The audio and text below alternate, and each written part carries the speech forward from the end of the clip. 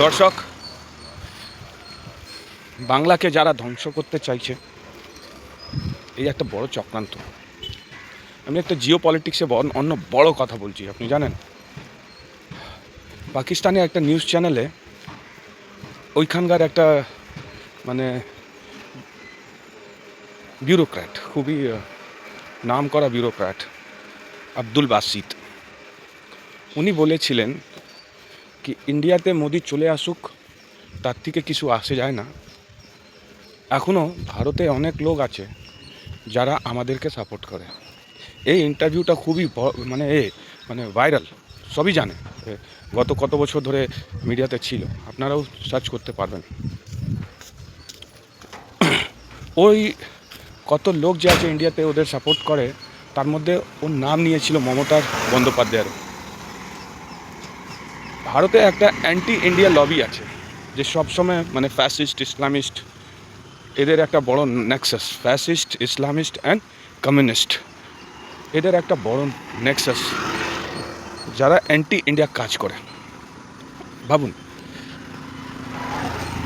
ভারতে এই আমাদের আইন শৃঙ্খলা, কনস্টিটিউশন এত টাইট, এত ক্লোজলি প্যাক কি এটা তো ইউএস নয় কি যেখানে জুরি আর জাজ বলে দেবে কি না this election was not free and fair, then you can remain president বা you can hold up your to office. এটা তো বলা যায় না ভারতে।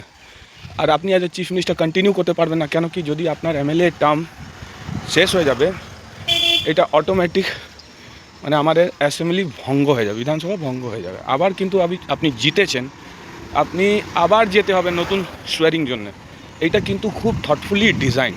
আমরা কিন্তু ল অফ মানে পিপল কনসায়েন্স যে আছে সেটা নিয়ে কথা বলছি। আমরা ল এমন আমাদের টাইটলি ডিজাইন কি আপনি অফিস কন্টিনিউ করতে পারবেন না। কিন্তু এই ফ্যাসিস্ট, এই ইসলামিস্টরা আমাদের রাজ্যে কীভাবে অপারেট করতো, লোকাল গুন্ডা বাহিনী, জানেন একদম। এই মাফিয়া রাজগুলোকে কারা এদেরকে টাকা দিচ্ছে? এই মাফিয়া রাজকে মানে অতীক আহমদ উত্তরপ্রদেশে কি করতে যাচ্ছিল, এই আপনারা দেখেছেন, সবই দেখেছেন ধুরন্ধর মুভিতে। এটা কিন্তু 100% সঠিক। এরা কিন্তু এমনি ভারতের সরকার বা এমনি ওদের বিরুদ্ধে অত কড়া পদক্ষেপ নেওয়া যায় এমনি নাইনি ভাই। তো there are very much ground realities, অনেক কিছু আছে। আমি এর পরের ভিডিওটা বলছি।